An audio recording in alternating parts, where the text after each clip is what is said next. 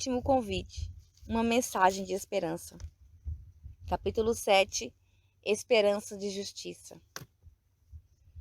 É comum nas Escrituras a ideia de Deus ser glorificado por seu povo. Contudo, a expressão dar glória a Deus é incomum. Assim, seu uso na primeira mensagem angélica é tão especial quanto revelador.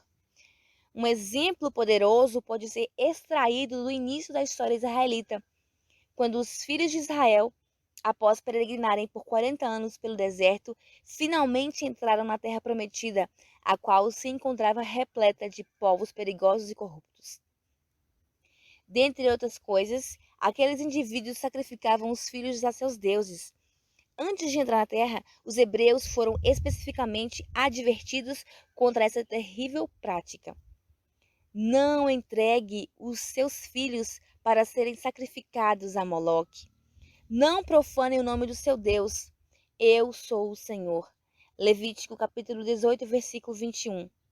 Aqueles cananeus eram povos maus e, ao que tudo indica, tinham rejeitado havia muito tempo os esforços divinos de aproximação a eles. Gênesis capítulo 15, versículo 16. Observe também a seguinte ideia. Ao cometer essa prática ímpia, os israelitas estariam profanando o nome de Deus. Trata-se do oposto do conceito de, ao fazer o bem, obedecer ao Senhor e deixar sua luz brilhar e glorificar o nome dele. Os filhos de Israel também foram advertidos contra guardar os bens daqueles povos para fins pessoais. Quanto a vocês, cuidem para não ficar com nenhuma das coisas condenadas, para não acontecer que depois de as terem condenado, vocês a tomem para si. Nesse caso, tornariam maldito o arraial de Israel e trariam confusão a ele. Josué capítulo 6, versículos 18 e 19. Essas coisas condenadas poderiam contaminar espiritualmente o povo. A segurança de Israel na terra dependia de sua pureza espiritual. Nada ameaçava mais essa pureza do que ser contaminado pelas práticas perversas das nações vizinhas. Boa parte do Antigo Testamento revela o quanto o povo hebreu se envolveu com as coisas que Deus os advertia a não praticar. Bem no início, aliás, logo depois da entrada na terra prometida, sobreveio uma calamidade. E o Senhor explicou o porquê a Josué. Levante-se. Por que você está prostrado sobre o seu rosto? Israel pecou, quebraram a minha aliança, aquilo que eu lhes havia ordenado, pois tomaram das coisas condenadas, furtaram, mentiram e até debaixo da sua bagagem o puseram. Josué capítulo 7, versículos 10 e 11. A ideia de misturar coisas proibidas às próprias simbolizava aquilo que levaria à ruína da nação, prática que, conforme veremos, também assolou o cristianismo. Pouco depois de entrarem na terra, essa contaminação já estava em andamento.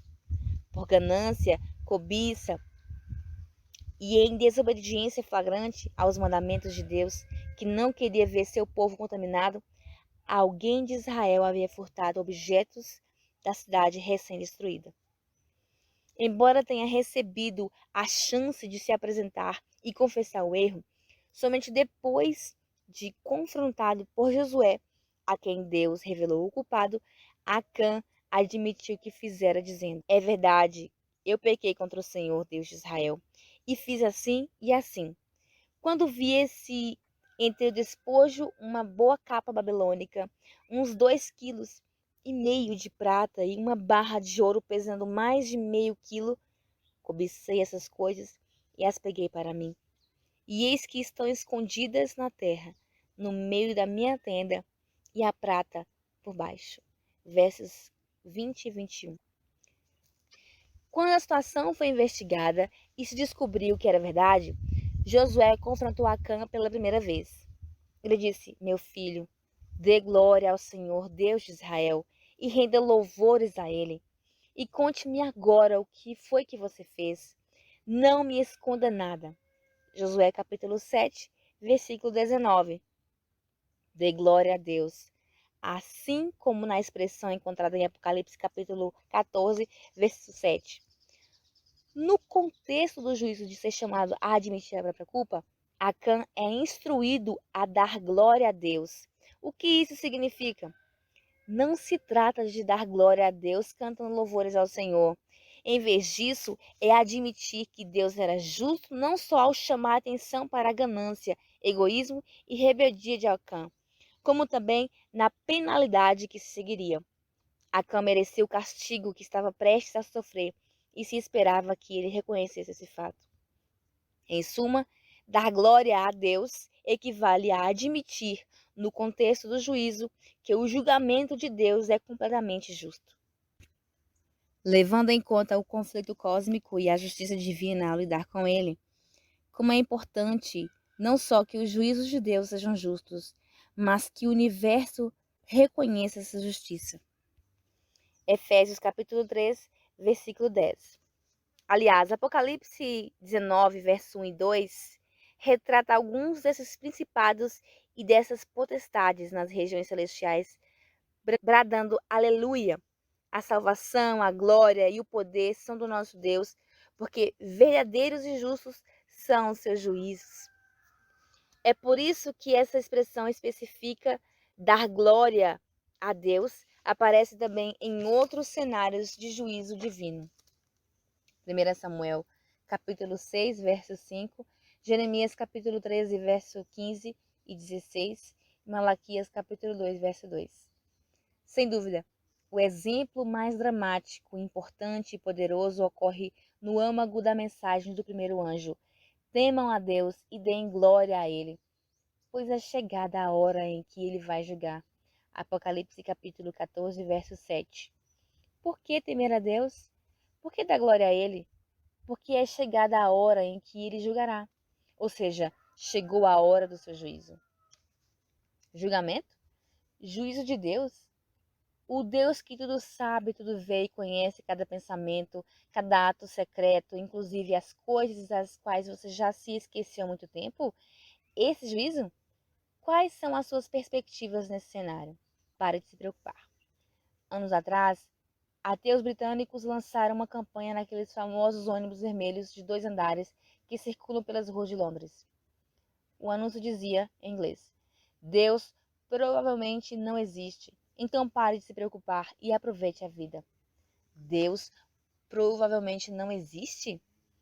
E se Deus existir, por que você deveria se preocupar? Talvez porque esse Deus tem um padrão moral, como os 10 mandamentos, que as pessoas sejam obrigadas a seguir, em oposição aos padrões pessoais que, com frequência, não se erguem além dos princípios ímpetos e desejos. O mero pensamento da existência desse Deus subtende um senso de obrigação moral e prestação de contas, exatamente as preocupações daqueles que estavam por trás da campanha nos ônibus. Essa preocupação tem seus motivos, levando-se em conta que a Bíblia retrata a depravação humana, para que toda boca se cale e todo o mundo seja culpável diante de Deus. Romanos capítulo 3, verso 19. Em termos severos, conferir Romanos 11. A escolha de palavras nesse anúncio, com seu apelo para que paremos de nos preocupar, revela o medo de um Deus moral, cuja existência seus criadores tentam negar. Um jovem agnóstico de vez em quando refletia: quem sabe realmente existe um Deus? Entretanto, cada vez que o pensamento lhe vinha à mente, ele o afastava. Por quê? Porque se houvesse mesmo um Deus, ele estaria em apuros. Quem colocou aqueles anúncios nos ônibus londrinos podia ter o mesmo medo, e com um bom motivo para isso também. Se os ateus estiverem certos quanto à inexistência de Deus, então imagine o que isso significaria em relação ao clamor por justiça que existe desde o início da história humana. Se Deus provavelmente não existe, então provavelmente não há esperança de justiça, de correção de equívocos ou de que inúmeros males sejam reconhecidos e punidos. Cada ato de maldade que ficou sem castigo permanecerá assim para sempre. Um pensamento deprimente e desprovido de qualquer esperança. Talvez você já tenha ouvido falar do carro americano chamado Pinto, nome dado em homenagem a uma raça de cavalos. Foi um modelo popular nos Estados Unidos na década de 1970, uma tentativa de competir com o Fusca da Volkswagen. A empresa, incluindo seu icônico executivo, sabia que o veículo não era seguro e que, se sofresse uma colisão traseira, o tanque de combustível explodiria. Ao fazer uma análise do custo-benefício, a montadora resolveu manter o carro a si mesmo, com os perigos e defeitos de fabricação, pois seria mais barato pagar os processos judiciais por conta das mortes e das lesões corporais do que consertar um modelo.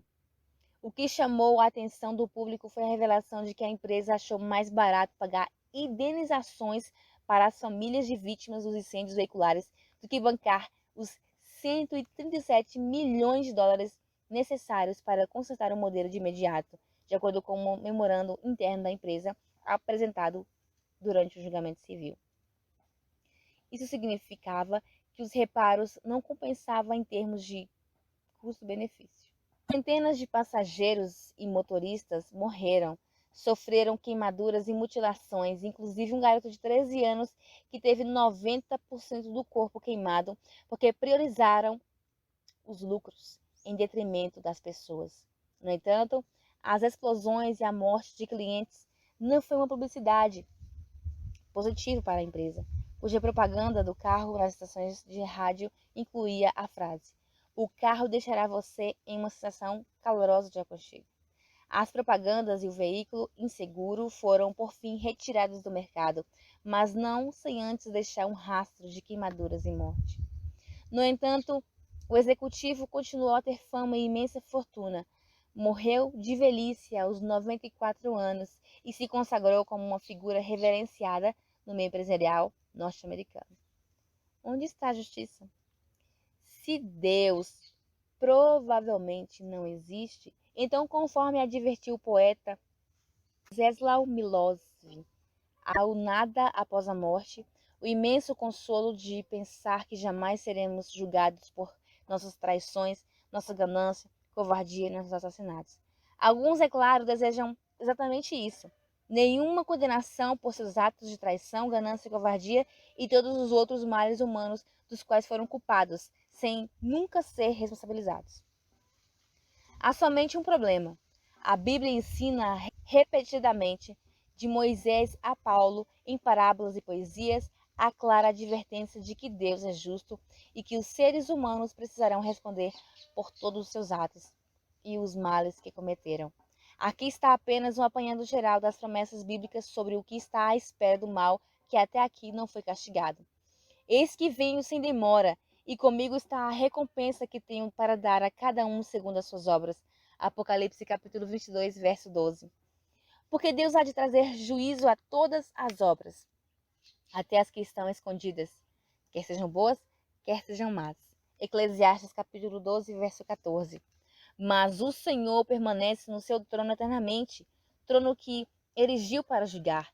Ele mesmo julga o mundo com justiça, julgará os povos com retidão. Salmo capítulo 9, versos 7 e 8.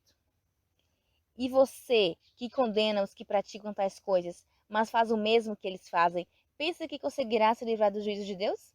Romanos capítulo 2, versículo 3. Pela mesma palavra, o céu e a terra que agora existem têm sido guardados para o fogo, estando reservados para o dia do juízo e da destruição dos ímpios. 2 Pedro capítulo 3, verso 7. Temam a Deus e deem glória a Ele, pois é chegada a hora em que Ele vai julgar. E adore aquele que fez o céu, a terra, o mar e as fontes das águas. Apocalipse 14, verso 7.